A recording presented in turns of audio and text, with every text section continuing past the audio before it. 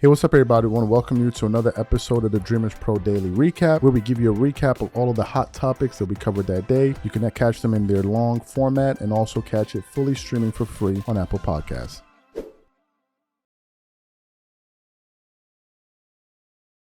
Okay.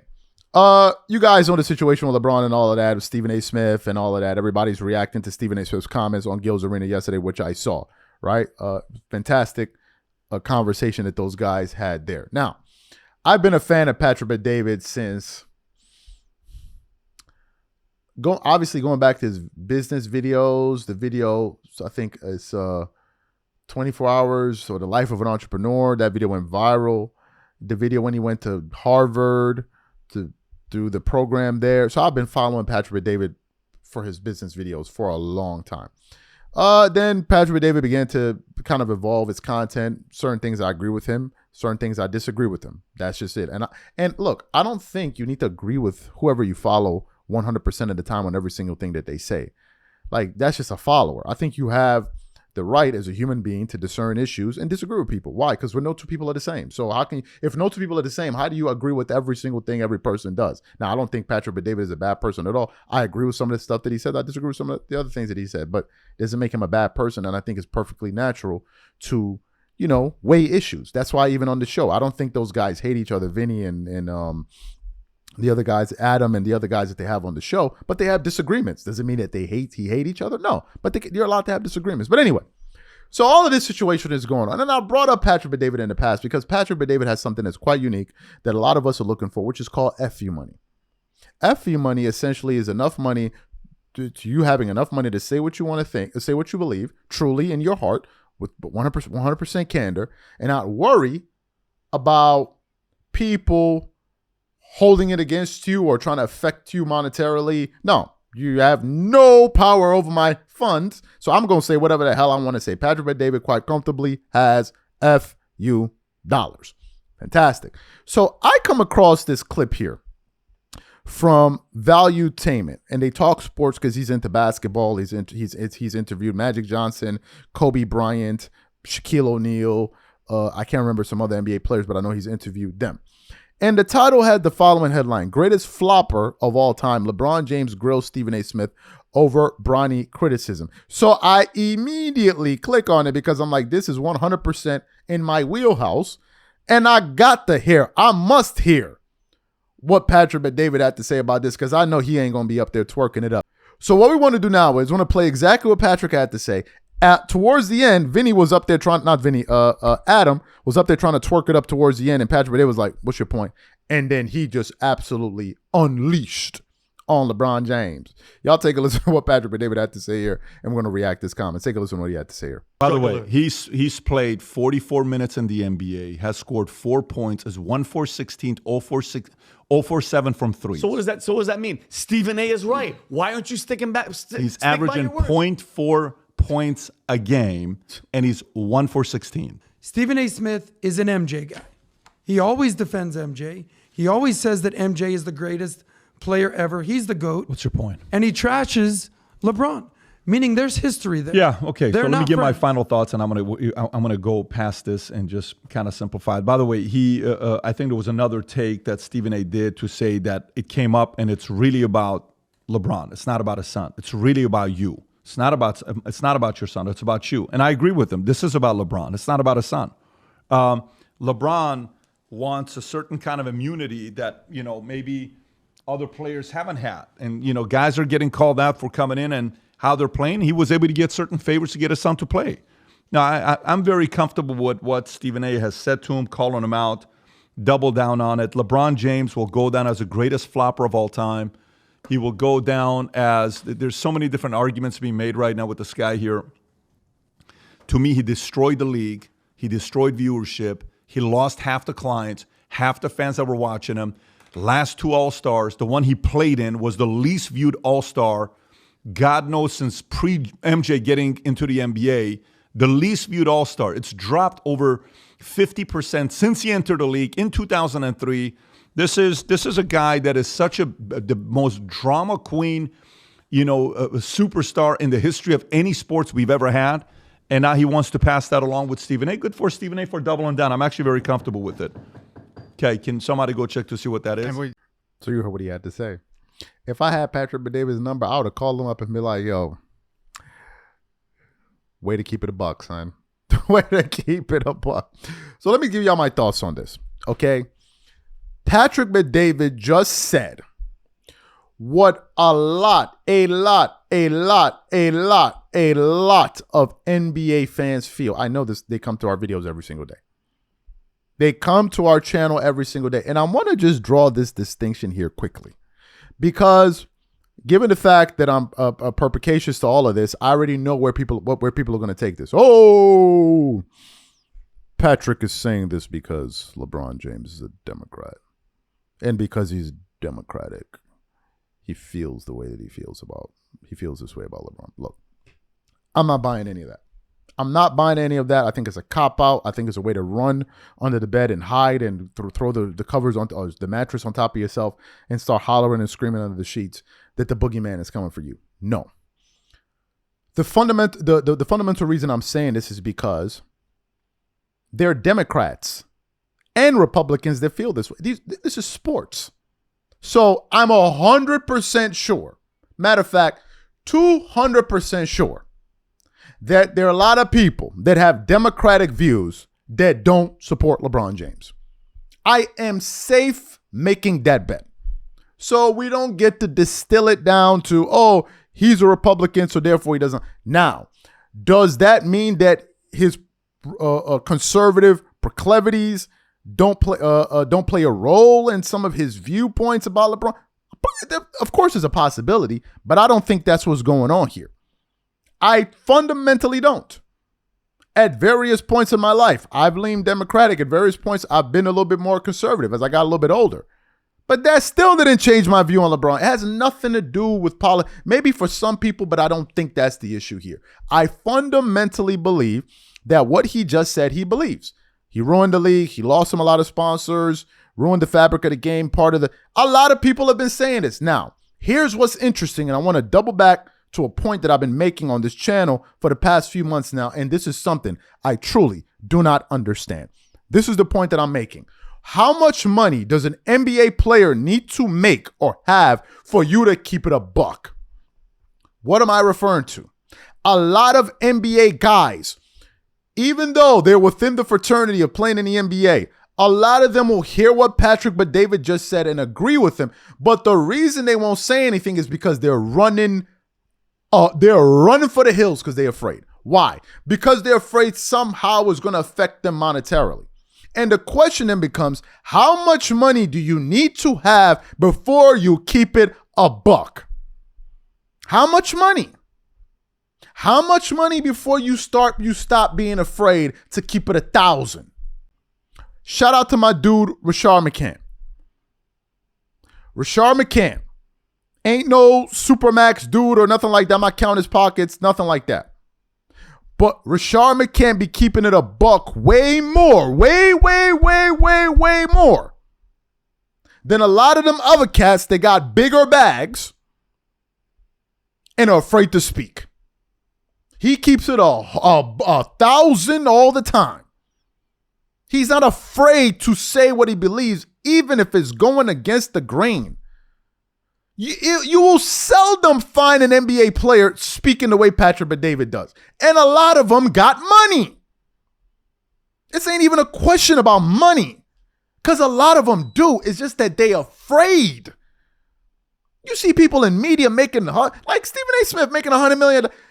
LeBron James walk up on me. You got $1 billion. I got $100 million. The fact of the matter is we both rich. And I know Stephen A. Smith didn't just become a millionaire this week when he got his contract. So he already is a millionaire. And you going to run down on me if you don't get the hell up out of my face. Excuse me? You better get the hell up out of my face. Period. End of story. You're not running up on me telling me all of that stuff. You got money, I got money too. Ain't no place you can go to vacation that I can't go to. Ain't no meal you can eat I can't eat. I may not be able to fly private all day long, but I can fly on a private jet if I want to. You better get the hell up on my face with all of that. Keep it a buck. And that's what Patrick Bet-David is doing. Patrick Bet-David is a $500 million man. But he still is not afraid to say what he believes. A lot of these guys are. Very few of them aren't, but a lot of them are. A lot of them are. So it's refreshing that you got to go. It's actually sad that you got to go to a channel that is more that has content that's more centered around politics to get an honest take on an NBA subject. It's just crazy to me. It's just, I'm going to send him this video. And this ain't me trying to twerk it up or nothing like that. Y'all didn't see on our other channel where we talk about politics, but we used to talk about politics. We don't produce as much there anymore because I got other stuff on my mind. But y'all already know my views on issues. But we need more of this in sports talk, more candor. Vinny over there, Adam over there trying to twerk it up, and Patrick was like, nah, stop the nonsense.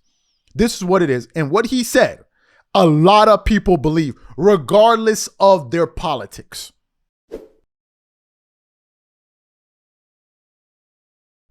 As you guys know, there's been this conversation around the NBA over the last few months now about the direction of the league, the style of the game. Over the last few weeks, there's been a lot of conversations about it. People are saying that some voices in media a little bit too critical, like Charles Barkley and others, while others are saying you need to be a little bit more complimentary of the game, and others are like, no, well, you got to call it like you see it and all of that. So there's been all of this conversation around it, right? And then the news of Luka going to the Lakers broke, and a lot of people began to suspect that this was going to bring a jolt to the ratings of the NBA that have been down. Now, I want you guys to pay attention to this particular wrinkle here. Just about a week or so ago, Charles Barkley went at Kendrick Perkins on TNT, where he essentially called him a buffoon for saying that the Lakers, I think Luka and the Lakers are now saving the NBA. And Charles Barkley got pretty upset. He's like, what are you talking about? They're saving the NBA. Look at what Oklahoma City's been doing. Look at what the Cavs have been doing. Look what all of these various teams are doing. What the hell do you mean by this? Like, this is a lazy comment to make. And then they had their back and forth and all of that. So what happened? This morning, I was searching for what to produce, and I saw an article, an awful announcement with the following headline that we want to read for you. It says, Celtics-Lakers ABC matchup draws NBA's biggest non-Christmas regular season audience in 7 years. And as I saw that title at first, I was like, well, this is some fantastic news. But then it began to make me think, when I heard the 7 years part, I'm like, 7 years? So this is the most viewed regular season game in the last 7 seasons? Well, what were they doing so well back then that more people were watching the game then? So let's get into what this article said here. It continues on. The Los Angeles Lakers shock trade deadline acquisition of star forward Luka Doncic continues to pay dividends for the NBA and its broadcast partners. Last weekend's NBA Saturday primetime slot saw the Lakers travel to Boston for a marquee clash against the rival Celtics. And according to ESPN, ABC's broadcast of Boston's win pulled in the highest non-Christmas Day regular season audience in 7 years. The game averaged 4.61 million viewers and peaked at 5.3 million viewers as Doncic and Lebron turned a 20-point fourth quarter deficit into a close game in the final moments. It was up 92%. Get this, up 92% from the same window in 2024 when the Phoenix Suns hosted the Celtics and drew 2.4 million views on ABC. And then you can see NBA communications there. They have a graphic or a picture that they publish on their YouTube account. Their Twitter account, where you can see the image here. It says most watched game in regular season. You can see Jason Tatum and all of that. Then the article then continues on and says, early season panic about NBA viewership has given way to a reality that ratings are mostly even from 2024. Los Angeles and Boston continue to be massive draws for the league, especially as the Celtics look to defend their championship, while Doncic and James find their groove in Tinseltown. On Christmas Day, the Celtics dragged a matchup with the dismal Philadelphia 76ers to more than 5 million viewers, up 3% year over year. A vintage duel between James and Stephen Curry in San Francisco averaged 7.8 million viewers. Giving the NBA is heading into a new broadcast right environment in the fall, and continues to develop answers for its regular season viewership woes, the numbers will be received statically at the league office. It helps to have games on a broadcast network like ABC and Nielsen's never-ending expansion, with out-of-home viewing continues to inflate viewership numbers. Still, anyone who hoped the arrival of Doncic in the league's premier market with the Lakers would bolster attention and engagement has to be feeling great right now. So we heard what the article said there. Let's get into this now. The article said this is the most, and we can look at the graphic again. The Lakers Celtics average 4.61 million viewers on NBA Saturday primetime on ABC, making it the most watched regular season game in 7 years, including Christmas Day. So the question is, given the fact that the league is marketed more than ever, given the fact that you have social media and all of that, the game has expanded. This is a high that they last experienced 7 years ago. What was happening in that time frame? What was happening 7 years ago? 7 years ago, you're looking at what, 18? Thereabout, 2019, 18? Well, what was happening in the world then? Well, 2020, obviously, we had COVID. But I think it was a different political climate in the States as well. I think politics also plays a role in this, inevitably. I think that the NBA became much more socially conscious back in, I think, 2020 when there was the bubble, and I think the George Floyd situation happened there. And I think what happened at that time was they ended up losing a lot of viewers then, because a lot of people probably didn't like the politically charged imagery and stuff like that from probably some of the players. That probably turned some people off. And I think also probably the style of play was a little bit more palatable, I can't even say the damn word, palpable then than it is now.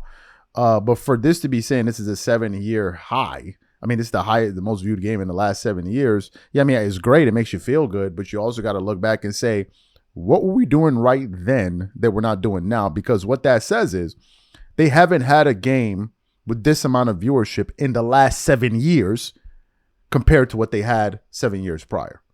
So it's been a low across the board. We don't even need to mention the All-Star Weekend. No point in even mentioning that. So to me, it says that the league was probably more entertaining then. Now, people like to say, oh, it's streaming. But streaming was around then too. So to me, man, I think it's something worth paying attention to. The fact that 7 years has gone by since the NBA has had a game like this where this amount of people tune in to watch. Stephen A. Smith made his long-anticipated visit to Gil's Arena. And when I caught the show, they were about an hour or so in. I just got back from the gym. And they had about 73,000 viewers watching concurrently, live. So it was a big deal. Apparently, the numbers peaked at around 80-something thousand. A lot of people tuned in. And it was a fantastic show, I got to say. They touched on all of the topics that most people wanted to hear them discuss. And they talked about the elephant in the room, which was the situation that occurred between Stephen A. Smith and LeBron James. And I think people wanted an unadulterated, unfiltered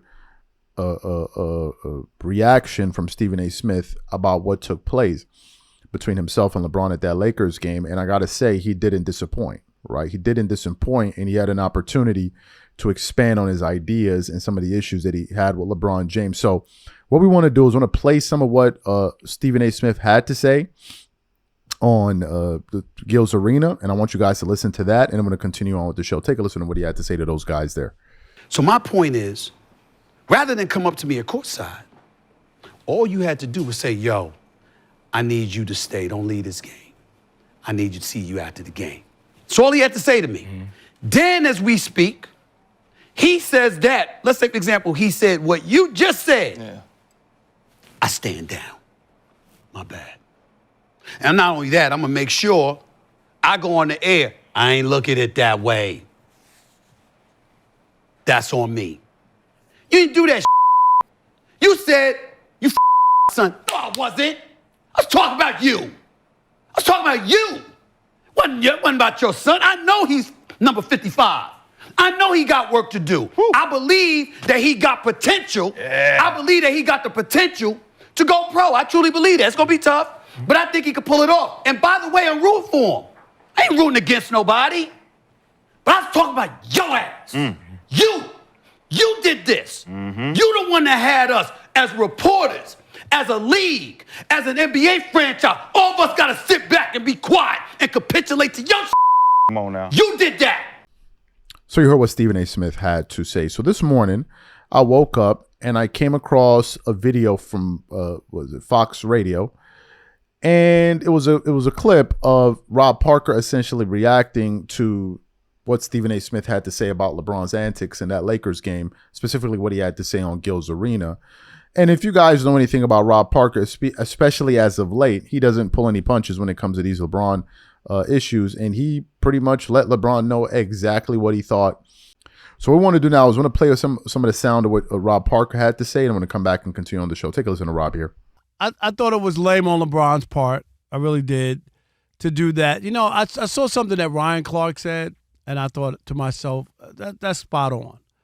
Like that he never stepped to Skip Bayless like that. You know what I mean? Who's for a long time talked about his made career, a career out of basically, you know, and the last stuff like 10 that. years, yeah. It's just interesting that Stephen A. would be the guy you feel like you want to come up and be big and bad. I just thought it was unprofessional and unnecessary, and you know, drew attention to himself. He's usually the passive aggressive guy with his tweets and some of the stuff that he does, but here he felt good about doing this in public, where he easily could have picked up the phone. Rich Paul and his people could have picked up the phone. Yeah. Steve ain't afraid of anybody, okay? I've known him for a million years. He'll have a conversation with you, and if he needs to push back, he'll push back, and that's who he is. It's not an act. He's from New York, okay? That's how people respond. So I just thought it was lame to do it in public, do it near the locker room in a private office back there or whatever, and if you want to air yourself, you know, air Steve out or yell at him or whatever. I've been yelled at and whatnot, but not, Rob, come down to the field and let me yell at you in front of everybody. That's the part that I just didn't appreciate and I thought was bad and unprofessional. So you saw what Rob Parker had to say. That you heard what Rob Parker had to say, basically saying it's lame, that didn't need to happen in public. And funny enough, Tim Hardaway Jr.'s dad, Tim Hardaway, said that he has done what LeBron James has done before, but he has done it behind closed doors, right? So let's get into what Rob is saying and all of this. Look, I think Rob understands this issue from the standpoint that maybe some people do, because I know a lot of people don't agree with Rob. Rob is essentially saying, look, you didn't need to make a spectacle out of this, right? And I think that that's what LeBron wanted to do. He wanted to make a spectacle, because if you approach Stephen A. Smith in the Lakers game front row, it's going to make news. It's going to get headlines, and that's exactly what happened. Subsequently, we saw the video of LeBron speaking to Richard Jefferson, I think at the Celtics game, and he was like, when he brought up the father thing, I can't do this, I can't do that, da da da da da da. And Stephen A. Smith is calling BS on it and all of that. This is about you and this and this and this. To me, at this point, man, look, I don't really understand what LeBron and them want from this situation. If Bronny's going to come to the NBA, you already know what it's going to be. You already know. Now, is it natural for him to feel a type of way about the affairs surrounding his son? Yes, it's normal, right? It's his dad. It's normal. A normal, not even that, a normal parent, right? A normal parent will feel that way. They will get defensive. But at the same time, I don't think Stephen A. Smith was being unfair to Bronny. I've said it before and I'm going to say it again. I don't think he was being unfair. I think he was calling it down the line. And as a matter of fact, on Gil's Arena yesterday, he talked about how he went out of his way to avoid speaking about Bronny, which already shows you the preferential treatment he was giving him, because he doesn't give that same leeway and that grace to other players. So you even have more leeway. You have another advantage. Unless you're saying that he's not allowed to have any opinion. Now, of course, people are saying it's the dad thing and all of that, but I think that's a cop-out. I think it's a cop-out. People are looking for any possible way to twerk it up. They are looking for all the possible ways we can twerk it up all over the table. That's what I'm just going to keep it 100. I'm not up here. I refuse to twerk. Because you're talking about, well, is his son, excuse me, there are 450 NBA players, right? Don't they all have dads, the vast majority of them? So when you talk about this, you talk about that. Won't their dads feel a type of way? But LeBron's situation is unique because he's the only player in the NBA currently active that has his own son in the league. And to Stephen A's points on the show, on Gil's Arena, you market it as father and son with the King Griffey Jr. and his dad coming out. Like, so to me, man, personally, I just think it's some of these dudes looking for something to complain and whine about. Yes, LeBron is his father, and I know it gets dicey when you talk about parenting styles and all of that, but guess what? That's how you marketed it to be, me and my son. Unless you're saying he's 100% off limits. Don't talk about him and don't say nothing about him. Don't say nothing about me. And then the question then becomes, why? Why should we do that? Why do you get to tell us what and what we can't say? You do your job. We don't stop you. Why are you stopping us from doing our job? What gives you the jurisdiction over our affairs? You don't pay us.